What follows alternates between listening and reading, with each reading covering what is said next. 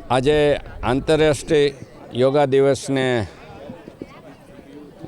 કાર્યક્રમમાં આજે રાજકોટ મહાનગરપાલિકા દ્વારા 12મો યોગા દિવસ ઉજવી રહ્યા છે અને ત્યારે રાજકોટની ખૂબ મોટી સંખ્યામાં ઉપસ્થિત છે અને હું એમ કહું છું કે યોગ માત્ર ખાલી શારીરિક નહીં પણ માનસિક તણાવમાંથી પણ દૂર કરે છે.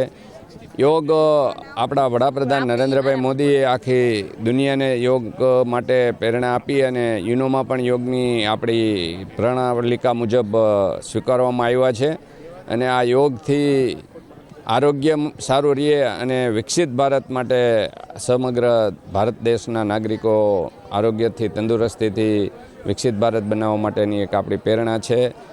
સાથે સાથે આપણા ગુજરાતના મુખ્યમંત્રી ભૂપેન્દ્રભાઈ પટેલ અને આપણા નાયબ મુખ્યમંત્રી શ્રી હર્ષભાઈ સંઘવી પણ આમાં ખૂબ પોતાની સમય આપી અને ગુજરાતના લોકો માટે યોગ માટે ખૂબ પ્રેરણા પણ આપે છે અને પ્રોત્સાહિત પણ કરે છે અને એના માટે રાજ્ય સરકાર અલગથી ફંડ પણ ફાળવે છે.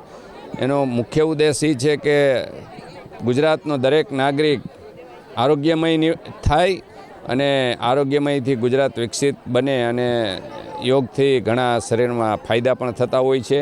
ત્યારે સમગ્ર રાજકોટની જનતાને પણ હું અભિનંદન આપું છું. સાથે સાથે રાજકોટ મહાનગરપાલિકાએ યોગ માટે 400થી વધારે સેન્ટરો પણ ખોલ્યા છે. એની ટીમને પણ હું અભિનંદન આપું છું અને આવતા દિવસોમાં રાજકોટ યોગમય બને અને દરેક નાગરિક રાજકોટના યોગમાં જોડાય અને પોતાના પરિવાર અને પોતાની તંદુરસ્તી માટે પોતે કાળજી લે અને બધા આગળ આવે એવી હું સૌને વિનંતી પણ કરું છું.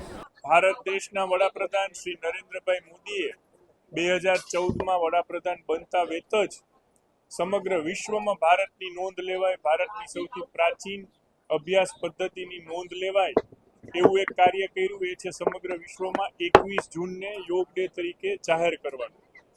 આજે વિશ્વના 97% દેશો યોગ આસનની આપણી પ્રાચીનતમ પદ્ધતિથી વાકેફ થઈ અને એને પોતાની જીવનશૈલી તરીકે અપનાવી રહ્યા છે.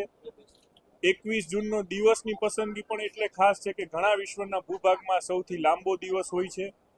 ત્યારે રાજકોટ મહાનગરપાલિકાએ ગુજરાત સરકારના મુખ્યમંત્રી શ્રી ભૂપેન્દ્રભાઈ અને નાયબ મુખ્યમંત્રી શ્રી હર્ષભાઈના સહયોગથી ગુજરાત રાજ્ય યોગ બોર્ડ સાથે 426 રાજકોટમાં એવા લોકેશન આઈડેન્ટિફાઈ કર્યા છે કે જેમાં આવતીકાલે સવારે 7 થી 8 દરમિયાન આગામી વર્ષ પર્યંત યોગની ટ્રેનિંગ કોચિંગ આપવામાં આવશે અને જે સંપૂર્ણ નિઃશુલ્ક છે.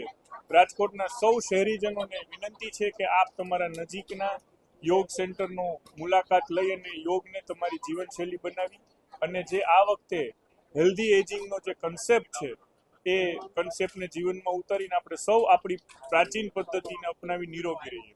યોગ સેન્ટર બનાવવાનો કોઈ પણ ખર્ચ રાજકોટ મહાનગરપાલિકા દ્વારા નથી ભોગવવામાં આવવાનો. રાજકોટ મહાનગરપાલિકાએ પોતાની જગ્યાઓ ઉપલબ્ધ કરાવી છે અને ગુજરાત રાજ્ય યોગ બોર્ડ જે ગુજરાત સરકારના સહયોગથી ચાલે છે એ લોકો યોગ કોચિંગ ટીચર્સ આપવાના છે.